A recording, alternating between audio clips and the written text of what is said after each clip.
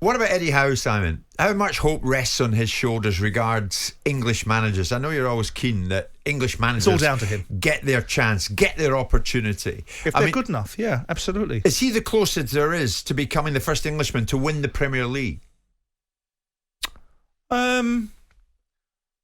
Possibly.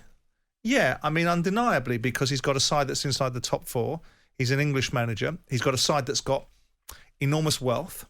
I still have this nagging doubt, and people are going to say, "You're going to go again, Grim Reaper." I still have this nagging doubt that he will not be the ultimate beneficiary of the Golden Fleece. He will be the one that takes them on the journey, builds to the next level, and gets them to a certain point. Why? Why should that happen? It might be an unconscious bias. It may be that, but it's just a feeling in my mind's eye that Newcastle are going to go through a couple of evolutions, like Manchester City did. Manchester City alighted upon Mark Hughes, geared through Mark Hughes relatively quickly, albeit Mark Hughes didn't quite achieve in the time that he was at Man City what Eddie Howe has begun to look like he's going to achieve. I hope I'm wrong. I'm not in the... See, I'm a proud Englishman, but I'm not in the camp of saying everything has to be British unless it's right to be so. If the best I want the best managers to be English, right? And there's a period of time over the last 25 years where they haven't been. And it's not because there's a prejudice towards England managers. It's more fashionable to let foreign managers. It's because at a time, England managers, with a few exceptions, were bloody lazy, disrespectful, couldn't manage up, and were divisive, and were not as good as their foreign counterparts. We're now getting to the stage where we're getting managers that are more capable, the next generation of managers that are coming through, not necessarily the star names, not star players like Lampard and Rooney that are the stellar names, and Gerrard that everyone thinks player but not necessarily manager. Yeah. But I just think that there is another twist and turn, and I hope I'm wrong, because Eddie Howe has done a really good job. But now he's managing now. Next year, don't care what Newcastle fans say. They're not starting the season next year thinking we're going to be grateful not to achieve certain things and be in and around it. Newcastle fans, like any football fan in any football club, will start that season with high expectations.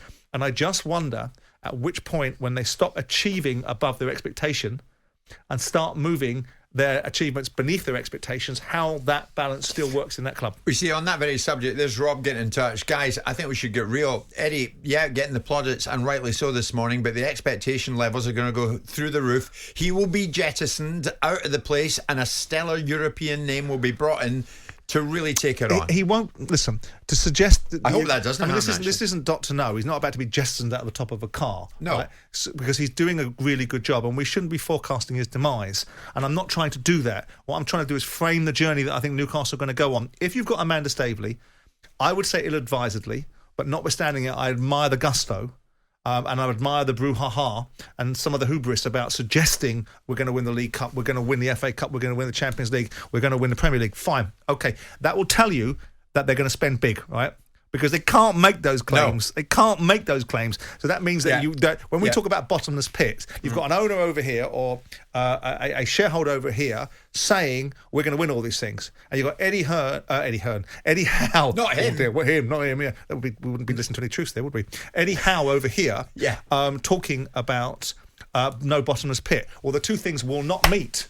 Because you're going to have to spend big if you're going to take Man City's position. Yeah, for sure. Or superimpose yourself over the re-emergence of Liverpool, Chelsea, if there's going to be progress at Arsenal, and so on and so forth. What a sad statistic, though. No Englishman winning the Premier League in charge of a club here, 30-odd years. I mean, honestly, that must get under your skin. Because you constantly tell me how proud an Englishman you are. No, it doesn't get under my skin. What gets under my skin is the nonsense that's put out by the English manager group, that they're not giving opportunities, they're not giving outcomes, is a bias. If it's a foreign manager, I listened to John Barnes talking about it the other day, about not just about black managers not getting an opportunity because there's a prejudice against that, but also a prejudice against English managers and a prejudice against women in football and so on and so forth. And I sat to him and said, well, listen, the reasons why English managers in the past have not got opportunities is because they trot out this ridiculous tripe, like Harry Redknapp used to say, which was if Eddie Howe was called Eduardo Suarez, he'd be managing a top four club. No, if you guys had a little bit more respect for the environments you worked in, had a little bit more professionals about you, then maybe the English game would have advanced on different levels. But now it's better.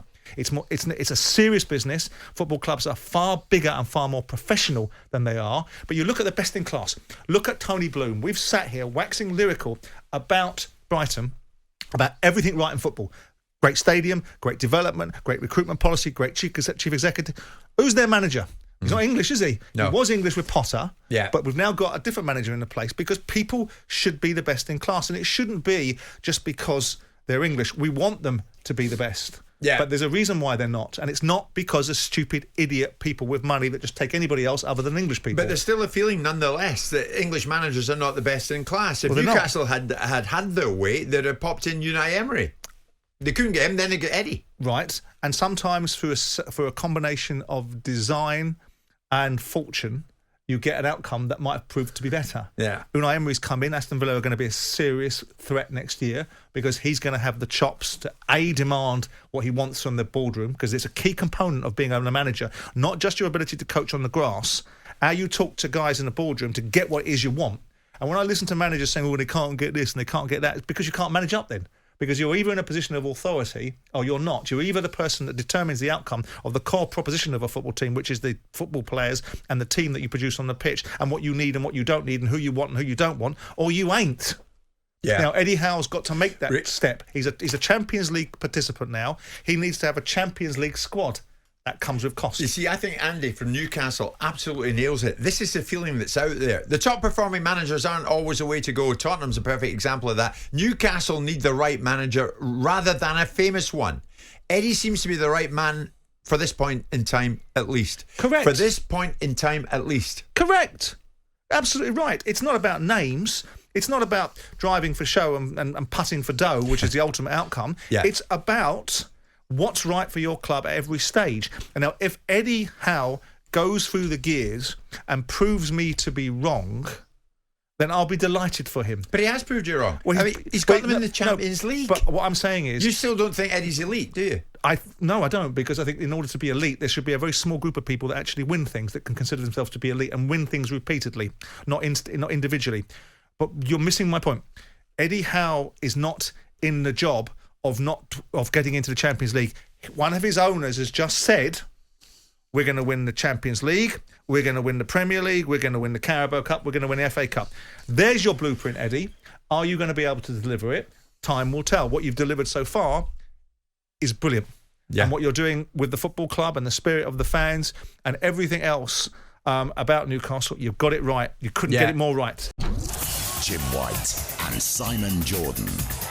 Monday to Friday mornings from 10 on AM, on DAB, via the talkSPORT app and on your smart speaker. talkSPORT.